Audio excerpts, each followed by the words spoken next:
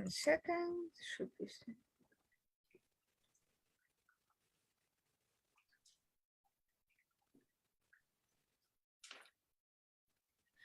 Good afternoon.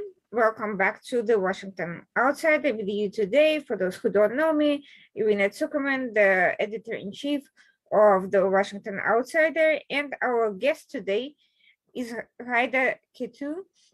She's an analyst, author, and scholar, founder of iStrategic LLC.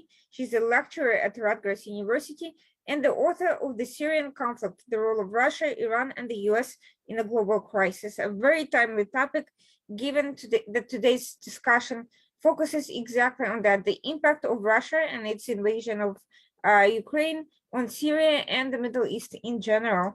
Raida, welcome to the Washington Outsider. Before we delve right into the hot button issue, please tell us a little bit about yourself, your background, your work, and how you've come to this particular scholarship. All right, thank you so much, Irina, for hosting me. I'm very happy to be with you today. My name is Raida Ketu. I was from Syria. I was born in Damascus. And then I also grew up elsewhere in Germany, Saudi Arabia, and the United States, of course. I've always been interested in the puzzle that is called the Middle East and Syria in particular.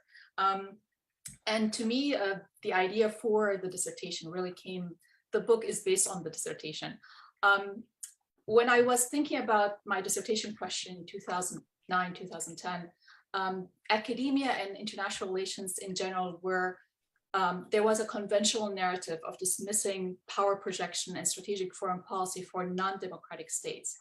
So you could read about why Russia and China will never be able to exert their influence beyond their immediate peripheries and so forth. They would mention, for example, domestic considerations, authoritarianism, regime survival, and other causal factors. This was entrenched in conventional wisdom in academia. So the idea was borne out that Syria, a seemingly poor country with very limited resources, is able to exert influence in MENA at the time beyond what its capabilities would warrant. So the question at the time became, why was that? The answer before the Syrian civil war, before 2011, was that Russia, Iran, China, and Hezbollah were Syrian allies, and they expanded their influence in the region by supporting the Assad government.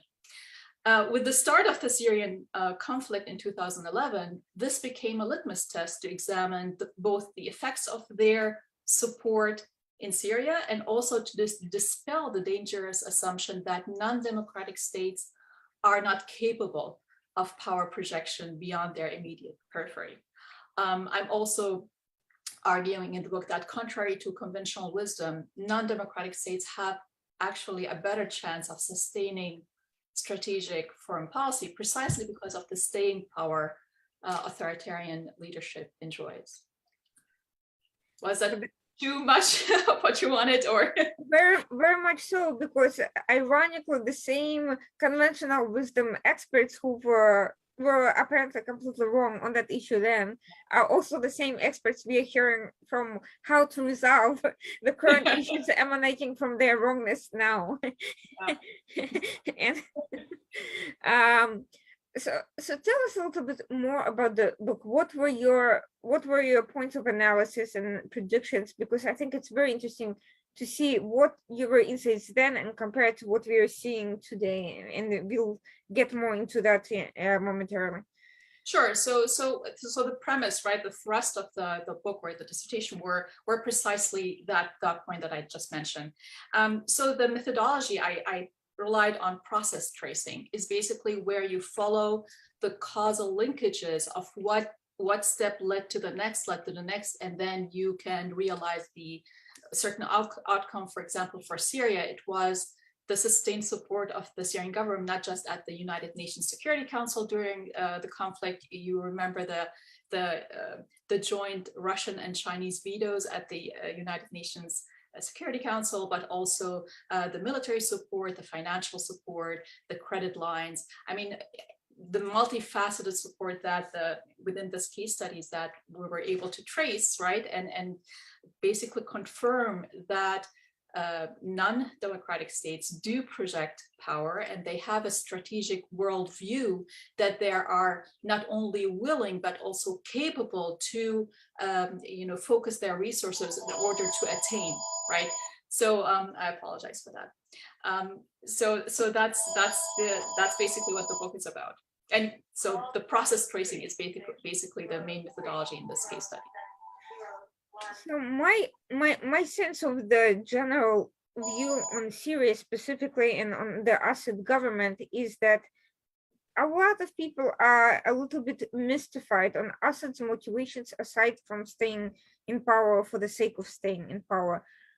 My sense is people have not been accurately able to predict what direction he would move on and why, vis-a-vis Lebanon, Iran, Russia, and so forth. And they certainly don't seem to comprehend what his strategy is at the moment and where he is going next. Would you be able to tell us how what came up when you were confronted with this issue of trying to analyze Assad and what specifically he's angling for outside just outside being a dictator, for as what was his unique perspective in this case? Well, it is kind of confusing and kind of puzzling understanding the motivation of Syrian, Iranian, Russian, and Hezbollah and Lebanon, those types of foreign policy motivations in isolation. The only way you can make sense of it is there's an actual convergence between those foreign policy trajectories, and that Syria was on the same page as Iran, as Russia, and as China, and that is that there's a long-term goal here, and that is to fend off United States and Western interests in the region. And you can actually be able to then make sense of each and every step, each and every decision within intergovernmental organizations. You can understand why certain, for example, actions or proxy activities by Iran and others, it actually converges within that, support of that worldview, is that they can't sit on the sidelines seeing, for example, what happened to Iraq, what happened to Libya, what happened to other countries. And and Syria is within that same frame of worldview that it plays its role in. So it's really hard and puzzling to think of them in isolation, to understand Iran by itself, Russia. I argue that there's a convergence in their motivation, but also their abilities to designate resources and their capabilities to support that long-term objective. Would it be fair to say that in that sense, that nexus of actors operating in Syria, Assad plus his allies, proxies, and fellow travelers, were operating on a completely parallel line from the US and its nexus of Western, particularly allies, in that while all these countries and non-state actors were looking to keep US out or get rid of them as much as possible, for the US, at least at the peak of the civil war and afterwards under the Obama administration, the main motivation was the pursuit of JCPOA, and therefore everything else was almost completely submerged towards that particular goal, and therefore they were operating on a completely different dimensions of geopolitical pursuit. They were incompatible. I mean, if you want to look at the GCPOA as short-term goal, the Russians, the Chinese, and the Iranians were looking further ahead, right? So when the United States was engaged officially in the JCPOA negotiations between 2012 and 2015, there was a consensus there that it was using its presence in Syria as a leverage card in order to entice the Russians and the Iranians and have those mutual, concessions. Otherwise, I mean, there were a number of scholars that pointed to the intervention of Russia and the more flexible hand that Iran was having in Syria after the agreement was signed in April 2015. So it seems that the United States used its leverage in Syria to maybe have a better deal maybe at 2015. That is what scholars have discussed as far as how that at the time, how the United States felt. But are they compatible? Does the United States have long-term goals in Syria? Other than the counter ISIS operation, there doesn't seem kind of an explicit counter anything in Syria. I mean, there doesn't seem anything that is long-term strategic goal in the MENA region, and definitely not in Syria, and not in the region as a whole. In fact, to the contrary, leaders in the region see the United States as disengaging, leaving a vacuum, and now they have to think about alternatives. And they found those alternatives in China and Russia. Oddly enough, the US left and the US right both converged to a degree on the desire to remove the US from a position of direct engagement in the Middle East in general, and both of them converged on not having a concrete strategy in Syria because they were not able to figure out how to maneuver within any particular strategy within the framework of the actors who were already established on the ground, whether under Obama or following Obama's term. But that, of course, naturally leads to disempowerment. Disengagement leads to losing a seat at the table, so to speak.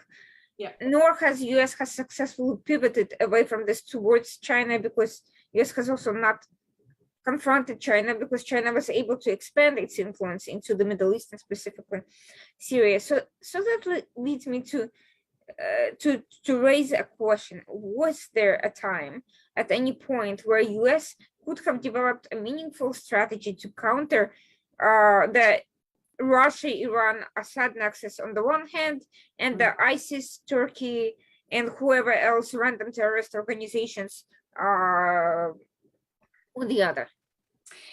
That is a very interesting question. I'll try to answer this, probably not directly, but indirectly. At the beginning of the crisis, Irina, you know more than I do that there was an attempt for a Syria dialogue and to try to extract concessions from the government in order to integrate the opposition and so forth. But then came a time where there was almost a consensus internationally that the Assad will fall.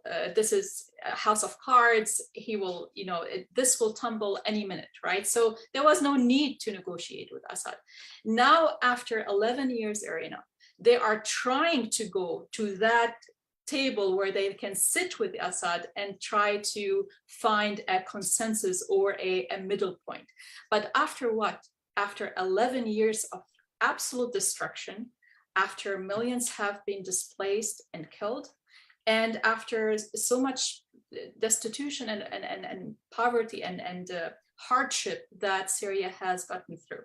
So my sense here is that there wasn't a clear vision of, and there was a very clear underestimation of what Iran and Russia can do in Syria, right?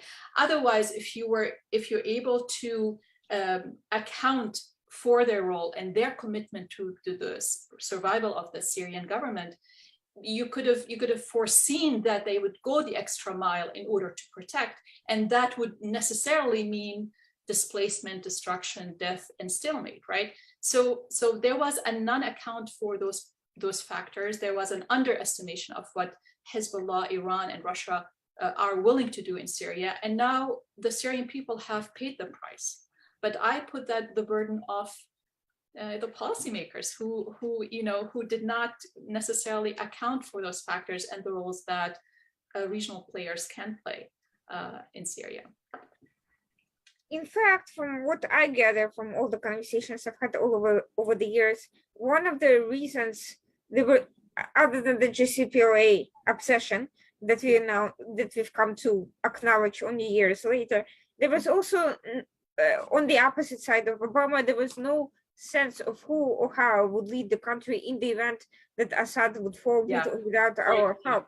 Yeah. What, in your opinion, was that due to US lack of vision and just not interest in engaging, or was there such a lack of potential candidates and frameworks that could have been successfully produced?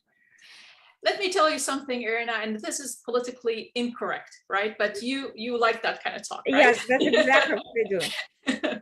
So in 2011, 2012, if you have attended any political, strategic kind of think tank type of discussion at the time, there was always talk that the democratic liberalism of Turkey is a good example that we can replicate in the region. And there was actual support of Arab representatives that were encouraged to talk and to legitimize themselves and explain their political point of view, even with an Islamic background. And there seems to be a tendency in Washington, in the United States, is to, well, if that's what the Arab public wants in Tunisia, you know, people on the streets, in Egypt and so forth, if that's what they want, let us try to pivot towards it against our traditional authoritarian leaders, pivot towards that and support it. So in the case of Syria, I don't want to go to Tunisia, Egypt, but in the case of Syria, there was also support for alternative voices, even support for not just the secular Arab Syrian opposition, but also the Islamic Arab opposition. The thing is that the Syrian opposition was not able to produce a one voice, right? Speak with one voice. That was always a weakness over the years. There was also, you know, the perception that different groupings within the opposition were supporting regional countries' agenda. So you had a group that was supported by Turkey, Qatar. You had the group that was supported by the Saudis. The other ones were supported by, I mean, there were those internal divisions within the opposition, and that produced, of course, not just the negative side, the corruption and so forth, but also multiple voices. And then it becomes harder for, at least that's what the United States says, that it becomes harder to really push one voice or one kind of a personality forward to present it as a replacement.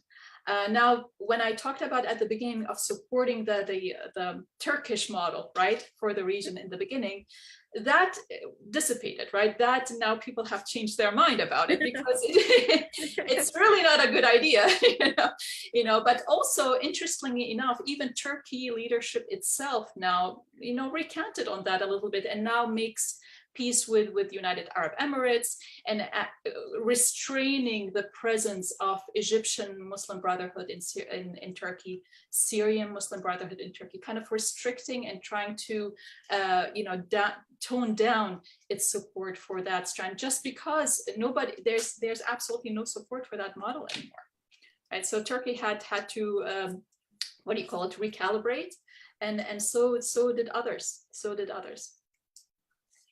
So getting back to the Assad, Russia, Iran network and kind of setting up the stage for the current events, at one point there was this discussion over Russia-Iran tensions and the issue between their cooperation on the one hand and the different visions and goals in Syria on the other hand, and their kind of struggle over control over Assad. What ultimately has happened as a result of that? Because to me, to this day, the answer is not clear if that was even the correct question to ask to begin with, which I'm also not sure about.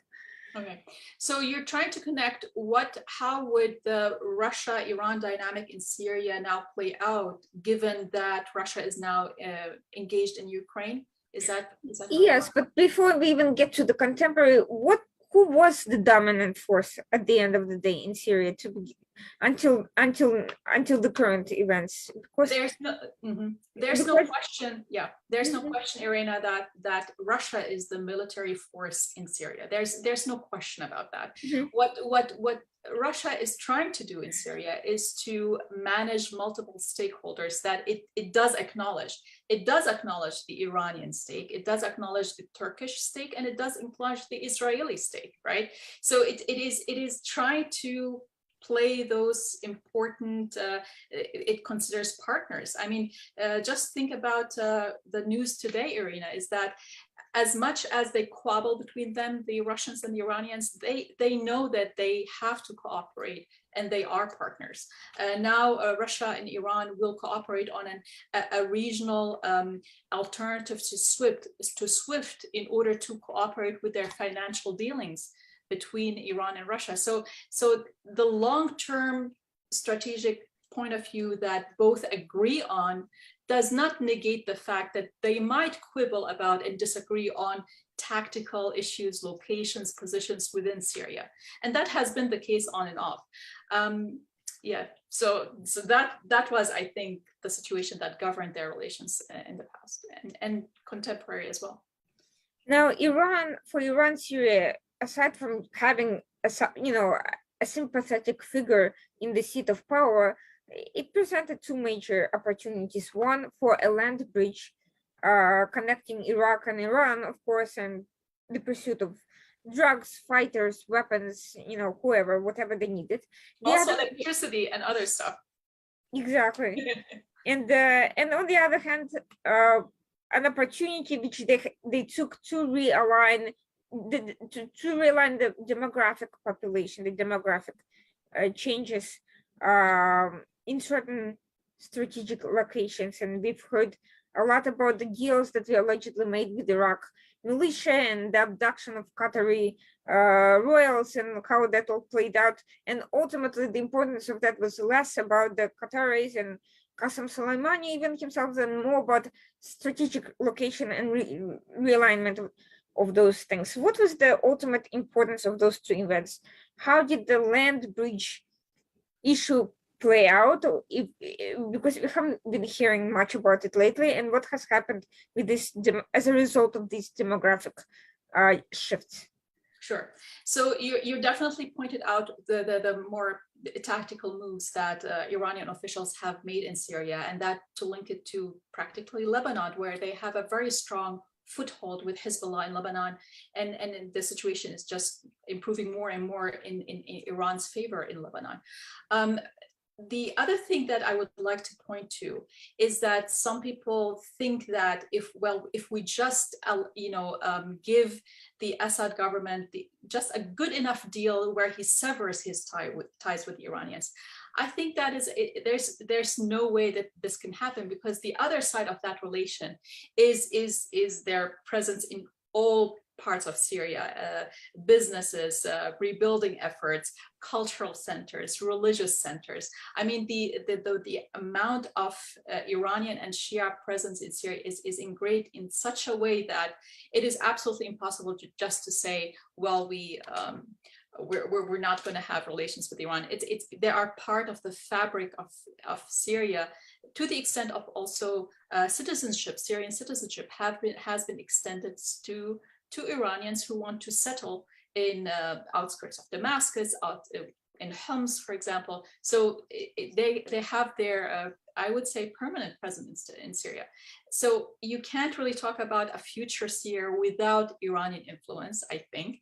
And you also cannot talk about Syria without Turkish influence. I mean, think about the 800-kilometer border with Turkey. I mean, geography is king, as you know. You can't really not have relations with Turkey, right? So I think that it's not binary, it's either or, right? Either we're gonna eliminate Iran and break that land bridge, or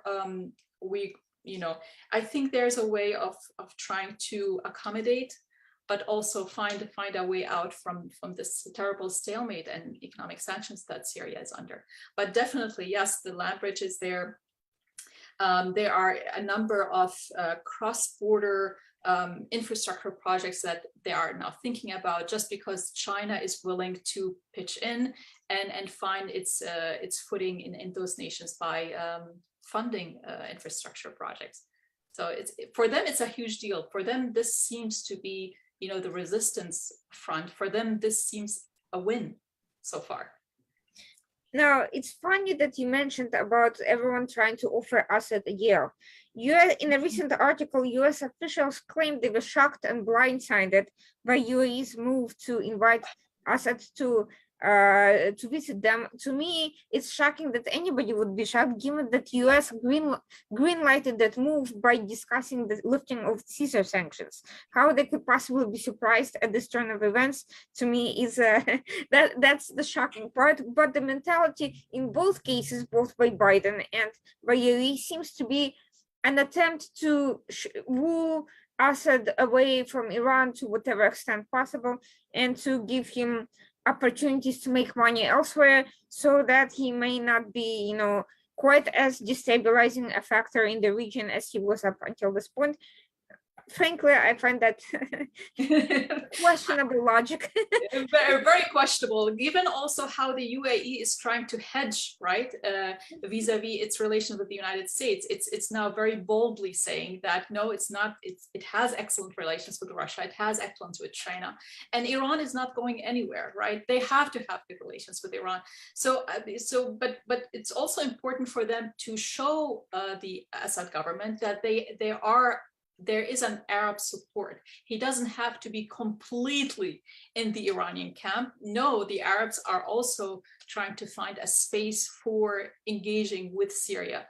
Now, I think what is also one of the puzzling questions that I really am interested in is we know that the Abraham Accords are the new game in town, right? This is you're going to see how nations that are not part of the Abraham Accord, how they might be part of it.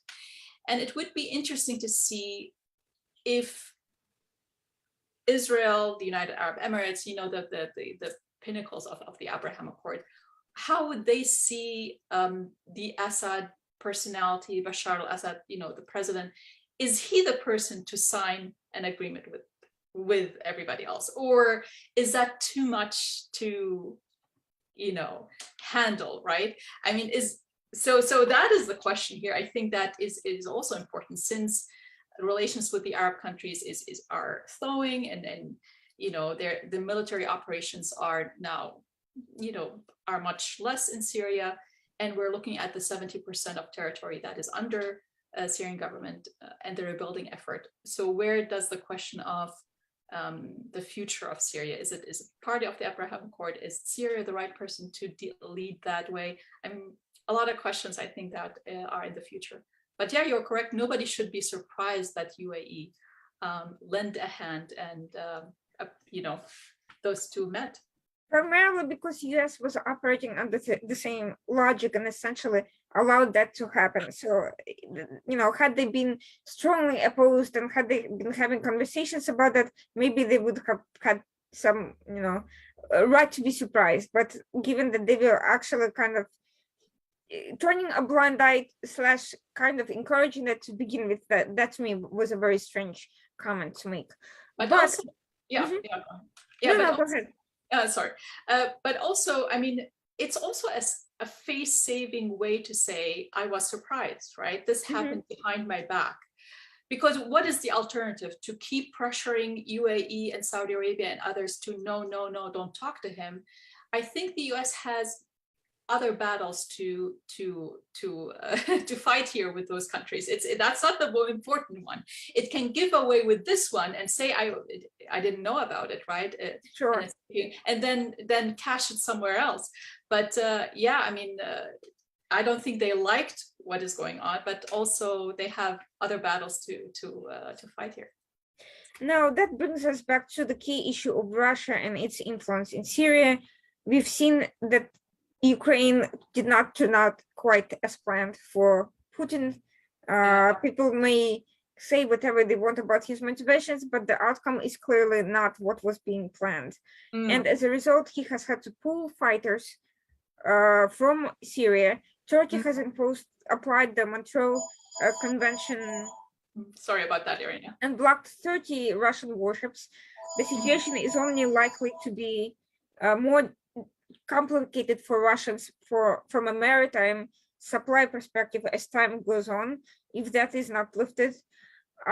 Where does it leave Russia's influence, and does that give Iran more leverage now that Russia is under pressure elsewhere? I think that's a very reasonable way to think about it.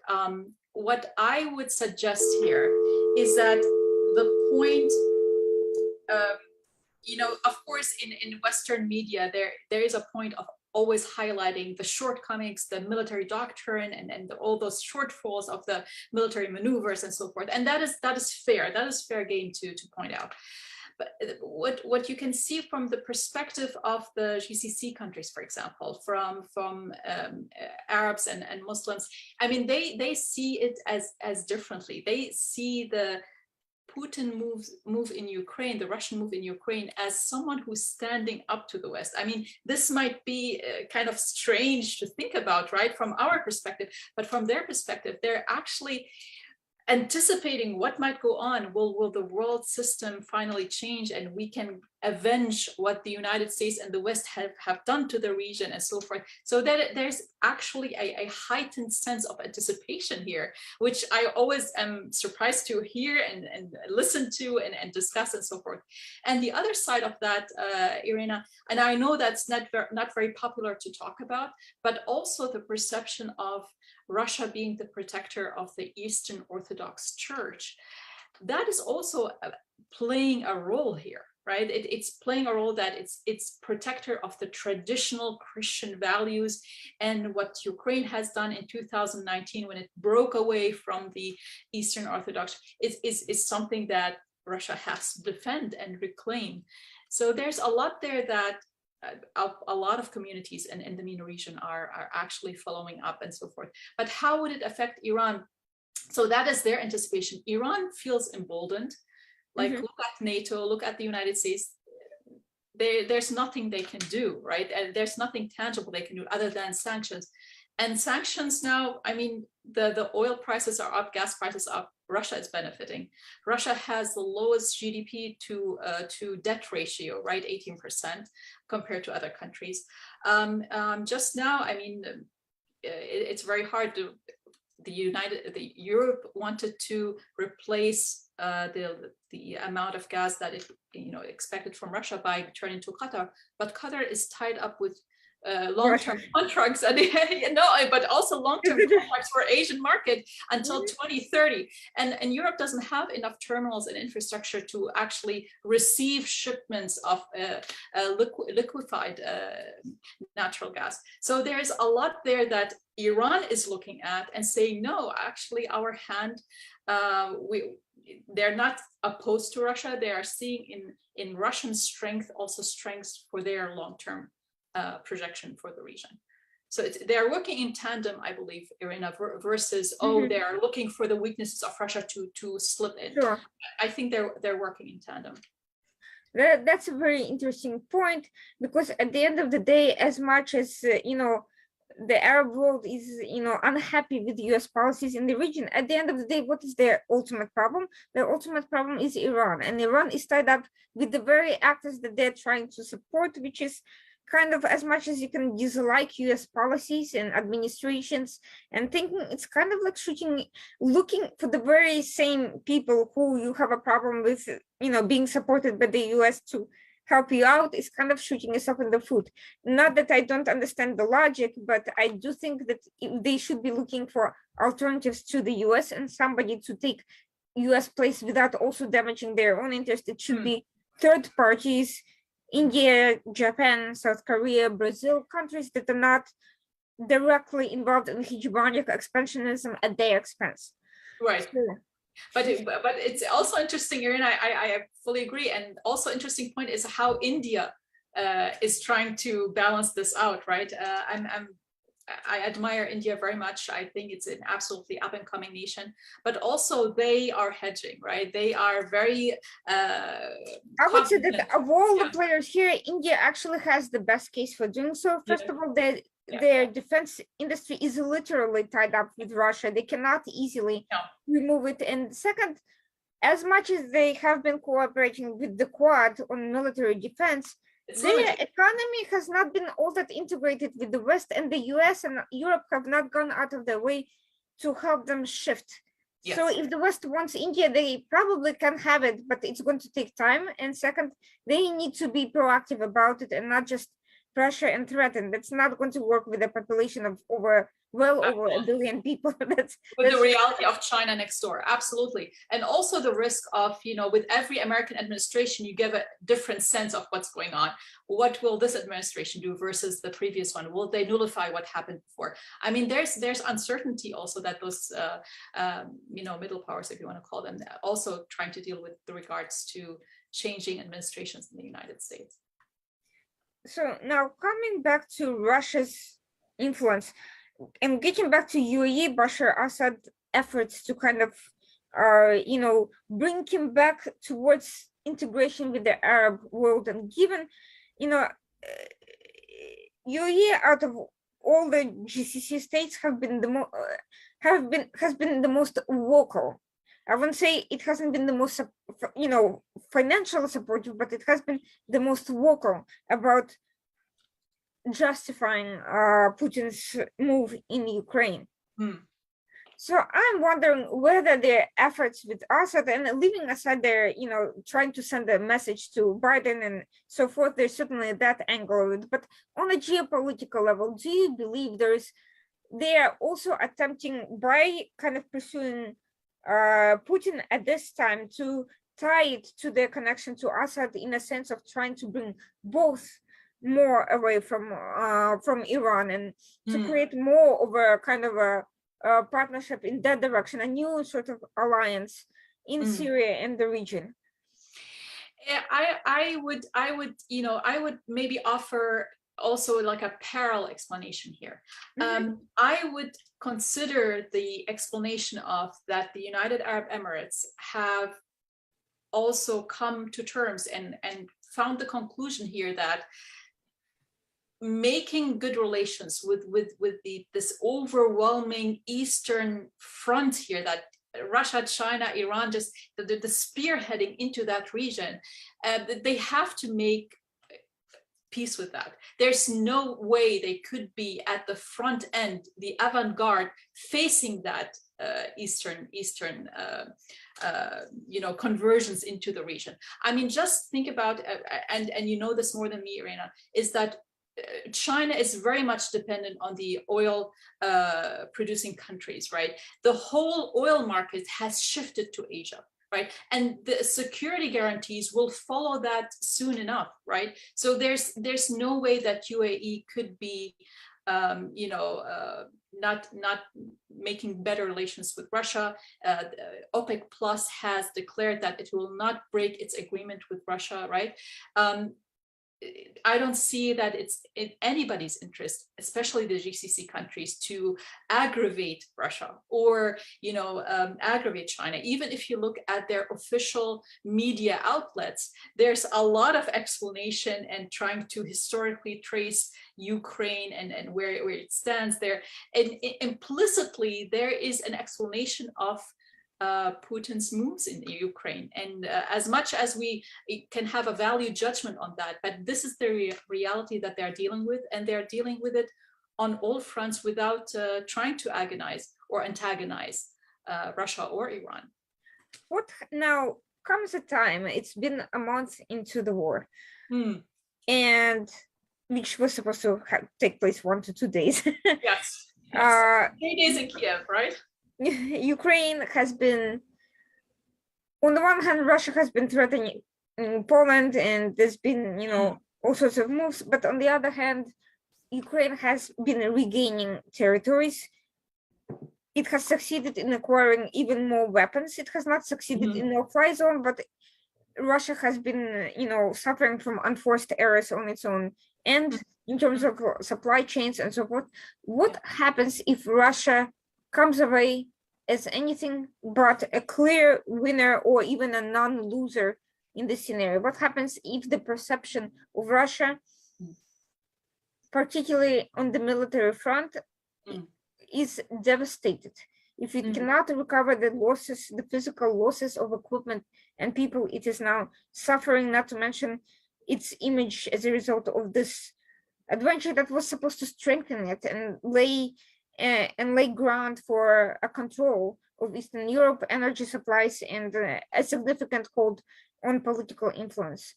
do you think, in your opinion, it will shift the dynamic not back towards the United States, but more towards China, for instance? So let's talk about the real winners here, right? It's definitely China, right? Even if the most successful and the worst sanctions are on Russia, it's just moving Russia towards China, and China's like overseeing the financial integration and being the real partner for Russia. But let us go back to defining what winning is in Ukraine. If it's just the breakout republics and having a neutral, weakened remainder of territory in Ukraine, that could still account for success in that case for Russia. Of course, there's a way to skew and spin this in public relations, but maybe he doesn't want to take all over Ukraine. He wants a neutral, finalized Ukraine, and having maybe a land bridge with Mariupol and Odessa, reaching Odessa possibly, and securing Crimea and having water flowing into Crimea. But it really depends on what the final assessment is on what winning is in Ukraine.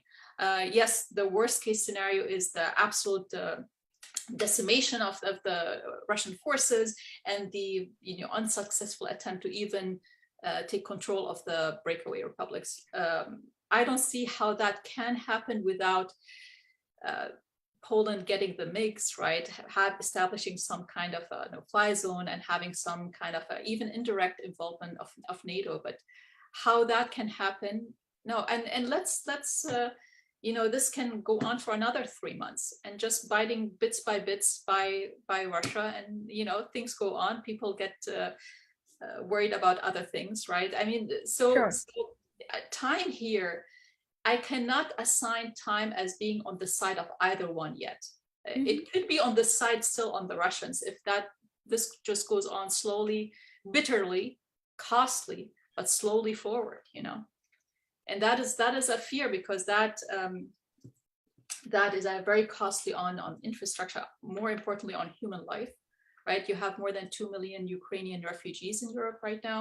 I mean, how long and how far are they willing to absorb those costs, the European nations, before they think that there's a necessity to do more? What is clear to me from all of this is, regardless of any individual's country value judgments and so forth, US is suffering from a result of its policies. Instead of having a clear united front with the Arab world as it has during the Cold War, it's now essentially isolated, which empowers Russia, which makes it easier for Russia to exploit and psychologically manipulate all involved, and which makes it, even on the weakened side, still it manages to outmaneuver the US. So 2 years from now, should a Republican take office and completely change all the policies, it may not matter all that much. That is absolutely, I can see that very clearly. I agree with you 100%, Irina. But there's also, in addition to what you said, there's also this tangible uncertainties that now the GCC leaders, and more importantly, and Egypt and others, are now seeing what type of, for example, putting a hold on foreign reserves, for example, right? Freezing the reserves of Russia as part of the sanctions. That is extremely risky, right? So now there's ideas of, for example, receiving oil revenues by the Saudis in yuan in order to diversify that basket, not to have everything out in foreign reserves overseas. What if they were under sanction at some point? So they would be cut out from accessing their reserves. I mean, all of these are playing a lot in their calculation and how they are evaluating not just what Russia is doing in Ukraine, but also what the United States is doing in response. No, I think it's accurate to say that if previous and current administrations who believe the US should play less of a role on geopolitical scene, whether in the Middle East or elsewhere, if that was their plan to minimize US as an influential factor, if they believed US to be an evil, entity whose power should diminish, they unquestionably succeeded. The question is, has it really made the change for the interests of all those countries, or are they kind of ending up in limbo, because at the end of the day, Iran's power is growing. China is not anti-Iran at all. No, of course not. Nor is it a completely, neutral business-minded party. Its view on Iran's role vis-a-vis the GCC states is much the same as Obama's, which is not beneficial to the GCC states. And Israel, while a growing diplomatic force, is at the end of the day a very small country, also threatened by all of these players simultaneously. So the question is, where does it leave the region, given that the players they're trying to side with are not necessarily benevolent actors? So I think I'm going to go back to the Abraham Accords. I know it's a nascent project where people are hoping that it does succeed, and it seems that it is succeeding. I'm going to point you to the meeting that the Israeli officials had with the Egyptian officials and UAE, and you can see the nucleus, right? The nucleus of what a possible inter-regional coordinations on what security means, what regional security means, what collective action might mean in the future. And the Abraham Accords really untied the hands of regional players in order to have some autonomous or agency in what the future of the region might hold. And I'm just optimistic of that might be one of those alternatives. So it's not the binary of either East or West, but also the agency of regional players might have a play, if not completely sidelining the effects of the China-US rivalry, but at least having some leverage when it comes to negotiating with the interests of either the United States or Russia and China, for that matter. I'm going to challenge you a little bit on that, as much as I would like to be optimistic. Yeah, I know. The other concern is, I know. I try to, go to an optimistic route, but yes, go ahead, Irina. As much as I would like to see the Abraham Accords succeed, and as much as I'm hopeful that these unfortunate events do bring these countries closer, and as they have to some extent, we are also facing the fact that smaller countries are balancing between wanting to work with Israel, but also having to deal with powers like Iran, like Assad, who are, Assad may be amenable to some sort of an interim ceasefire / cold peace, but I'm not entirely sure that given Iranian influence, he is willing to go full normalization route. Yeah. And, given this, particularly the Iranian factor in the region, countries like UAE in particular, how much can they really work with Israel while simultaneously trying to maintain good relations with Iran? And if Iran gains as much from this upcoming nuclear deal as people fear that it will only become more of a threat in the region, and with the US largely absent for the next 2 years at least. There is a dilemma, and I'll also add to what you just mentioned. Also another angle. Remember when the oil prices skyrocketed, and there was a threat of the gas and oil supply from the Russia-Ukraine conflict and so forth. There was an attempt by the Biden administration to reach out to GCC countries and say, can you increase production? The immediate reply was, the underlying implication here was, no, we're not going to do that. The hard-won agreement in OPEC Plus is very important to us, and we have no interest in antagonizing Russia.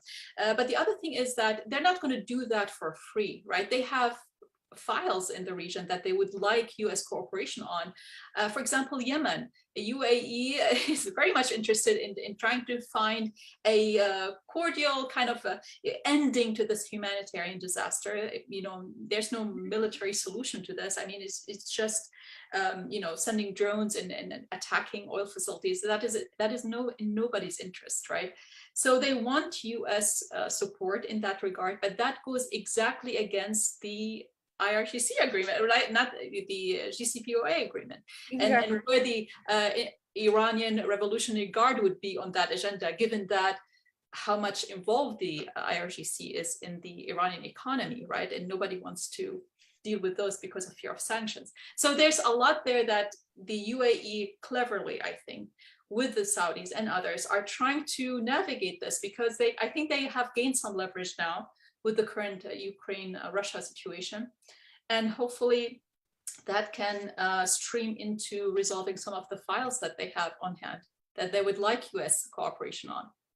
Interestingly enough, one would think that at this point US would reconsider its positions, especially since in the past they've left room for reconsideration simply by saying that they're looking into the issue. They did not outright deny doing so, just for obvious political reasons. Why would you close the door to yourself, even, no matter how committed you are to the Iranian deal? So now would have been a good time to kind of say that given the recent and continuing, oh, by the way, attacks on Saudi Arabia, etc., they've had enough, and they could even use it as leverage for against Iran and press them for some sort of a commitment. But we are not seeing that. Yeah, instead we're seeing the administration kind of putting aside its efforts to resolve its differences with Saudi Arabia and UAE, and instead kind of moving into different directions and kind of leaving that aside. That to me is puzzling enough. Iran is continuing to take advantage of the situation by pressing for infinitely more concessions. yeah. And I don't really... They want all the Trump sanctions to be removed, and I don't think this whole bulk kind of removal is kind of worrisome for a lot of consideration, as you know, but also lifting the IRGC kind of sanctions and so forth. That is a lot that Iran really wants to have, and they feel emboldened by the Russian support and so forth. And Russia is really giving them a lifeline here, is that the alternative is to integrate financially with Russia and China and just move completely into that camp. And it would be very interesting what the final decision is. I know that today there were news that there were obstacles for signing the deal, and there were complications. But as you know, another optimistic viewpoint, and then everybody's saying no, it's very close in a matter of days, right? We heard in a matter of days, the deal will be signed quite a lot in the past month. So, I still feel it might not happen, but we'll see how it turns out. Now, I'd like to turn for a slightly different angle, because so far we have been very much focusing on the Russia aspect of all of this. How does Russia affect the region? How does Russia's turn of events, look towards all these people? Russia has a lot of raw materials. Russia, is a huge territory. Russia, China.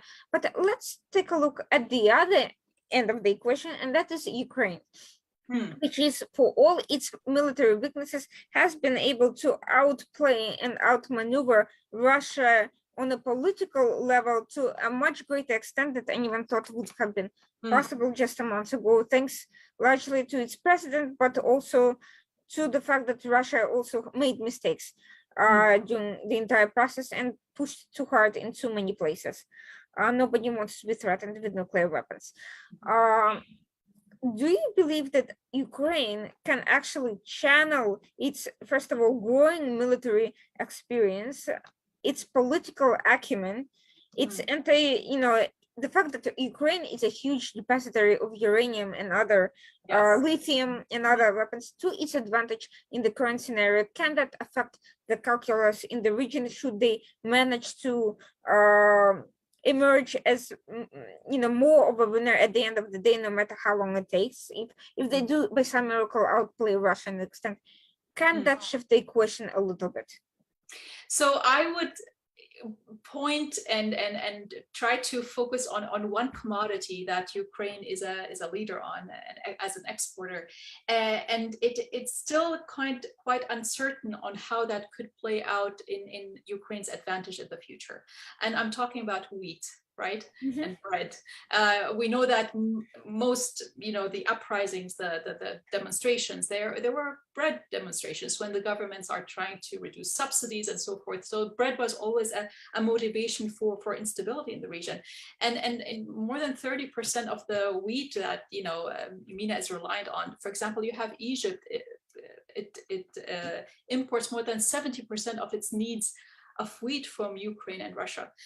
the problem for those nations is not just the current wheat imports that they are waiting for from Ukraine, it's also the future ones, because Ukraine and Russia are also exporters of fertilizers, right? Even if the MENA countries, obviously they cannot produce wheat on their own soil because it's very much water intensive, and these are water scarce region, correct? So they would look like, for example, to countries like Brazil, but Brazil is dependent on the fertilizer it imports from Ukraine and Russia as well. So even the countries that are alternative to Ukraine in order to import wheat, they are stressed countries as well. So you have skyrocketing bread prices, flour and wheat prices, and this is really the dilemma here. I don't know how. So if Russia is in control of all the ports that lead from the Black Sea into the Mediterranean, I don't see how Ukraine can leverage that, especially if there's the continuous land bridge from Mariupol to Odessa. If that is locked out, Ukraine is locked out of the Black Sea, and these are the important ports that then have those shipments in, right? Mm-hmm. That everybody in MENA is waiting for. So yeah, the eyes are on wheat. What is going to happen? That where the alternatives are. India is very much benefiting from that market. But yeah, this is the commodity that is on everybody's mind over there. Now, there's another factor in this, and that is China's hoarding of grain. And China, yeah, in addition to everything else, a smart move on Ukraine's part, if it wants to gain continuing leverage from the West, in particular, on the one hand, and play a more positive role in the Middle East at the one hand, is kind of leveraging China's needs, especially this year, where it's actually more when its own production has fallen for rain related. Yes, and that is definitely the prices absolutely had affected the prices as well. Yes. Yes, so leveraging this situation versus the gains from other players, and essentially using the situation, if they're able to break through the Russia's efforts to secure the land bridge, to kind of secure economic support from those countries, at which point all these value judgments and shifts will become somewhat affected by the new calculus. Whether they are actually going to do that or not remains to be seen, but that would be a smart move if they wanted to offset Russia's growing influence elsewhere. Let's see how much China is willing to cooperate on that level, right? Because they're seeing the fruits are coming in from the Russian pivot completely in the sanctions. It's I agree with you. China is the one to watch and try to find a loophole there. Yep. Yeah, unfortunately, that's actually also a dilemma for the US, because China had wheat-related agreements with the US farmers. They have been essentially under delivering on their end of their contracts, to put it mildly. And now this year they're actually more dependent on US than in previous year, due to the shortcomings just in the rain and the mismanagement of their own economy. By the way, they are facing all sorts of internal crises that are being underplayed, particularly in the Middle East, because China has been exceptionally good at presenting itself as a hegemon. Oh, the public relations that China does in MENA are absolutely fascinating. I mean, it doesn't have an ambassador there that doesn't speak fluent Arabic. I mean, it's absolutely fascinating to see how much diplomacy is playing there by the Chinese. But yeah. But what we are facing is a couple of countries that have, Russia has huge natural resources, but it has been mismanaging its internal situation tremendously, as we are now seeing, because they should have used these efforts to build up its own domestic industry. They are left with dependent on foreign companies for basic things, including weapon components. China has a lot of industry, but on the other hand, it's also has been facing economic crisis, and as it has become more hardline and against foreign companies, it has actually been doing a lot worse internally. So at the end of the day, China may be more of a paper tiger than anyone is willing to admit. If US were smart, they would exploit that situation. In 2 years, that may be possible more so than directly trying to realign the Arab countries, going after China and exposing China as an influence, not only not positive, but actually in the long run, not all that helpful from an economic standpoint. I believe that is actually more of a strategy for returning the Middle East to the US camp than anything else that can be done short of suddenly going after Iran, 100%. I don't think that's going to happen for another 2 years, but until then, the smart thing to do would be focusing on this strategy, in my opinion, and basically weakening the image of China as a long-term partner on anything substantive in the region. Excellent points, Irina. I wouldn't have said it better.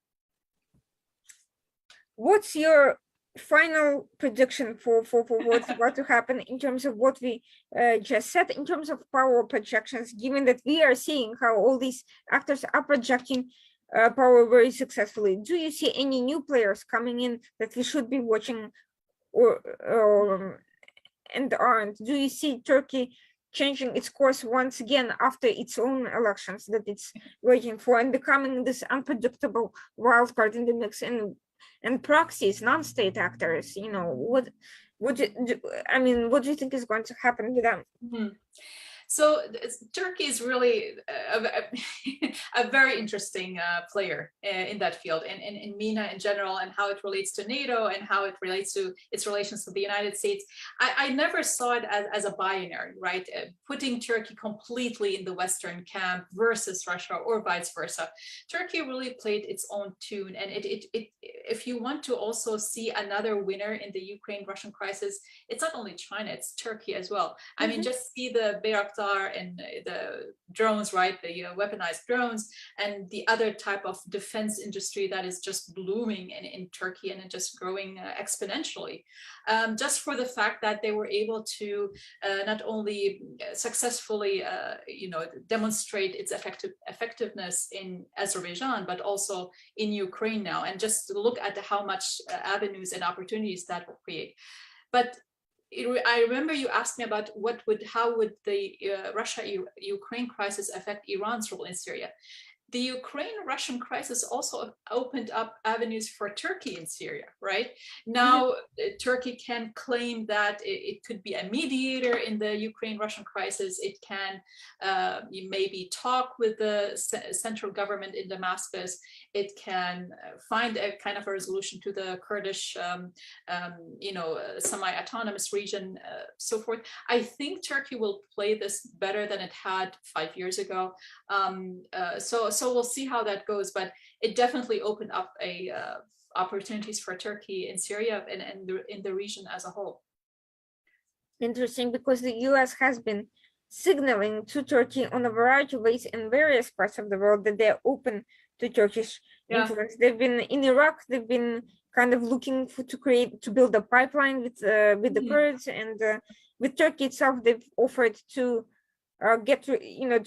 to have them provide weapons to Ukraine through, and resolve the S-400 situation. So they told them, give it to Ukraine, whatever you have, whatever you're going to have, right? S-400, give it to Ukraine. We're okay with that.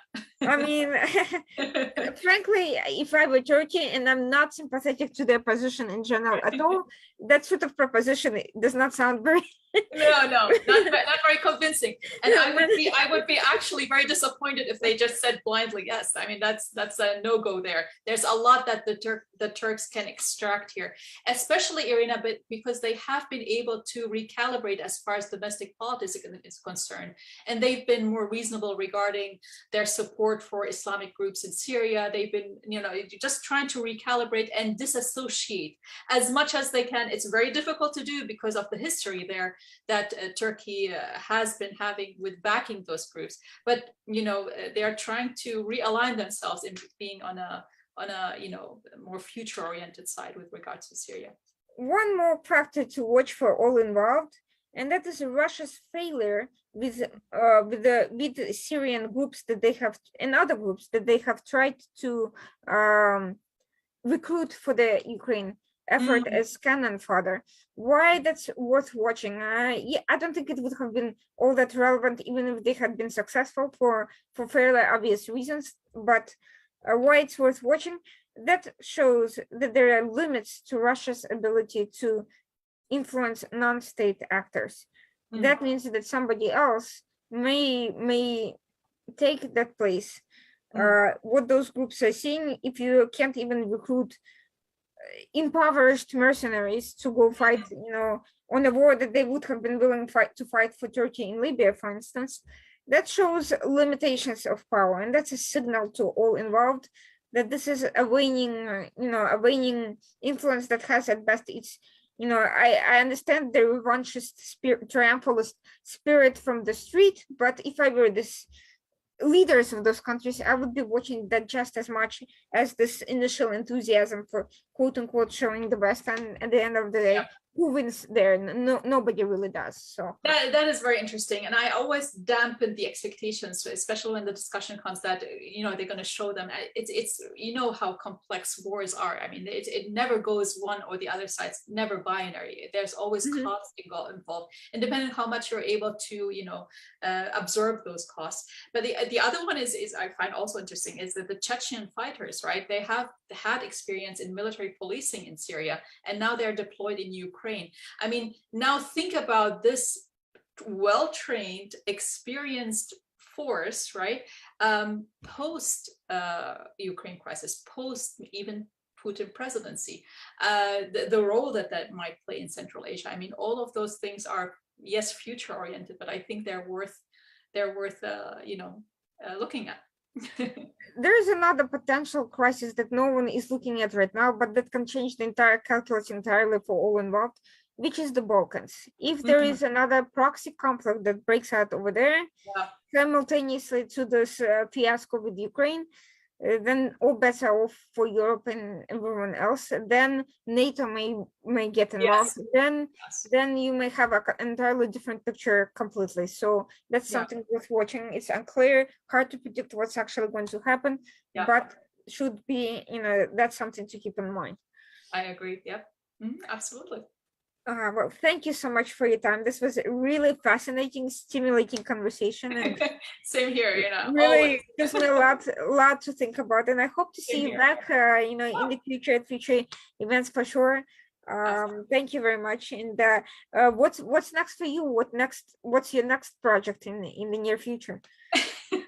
I can't talk about the project, but it's definitely watching out for the developments in Syria, the north, where Algeria will land, because it's very much leaning towards the Russian camp now, and all those things. Yeah, so it's very interesting to see how the Russian-Ukraine crisis will pivot or maybe encourage certain countries to pivot one way or another. And these are the types of things that we're watching. But yeah, it's always fascinating to talk to you, and I'm glad that we have mutual friends as well. And it's been very exciting to be with you.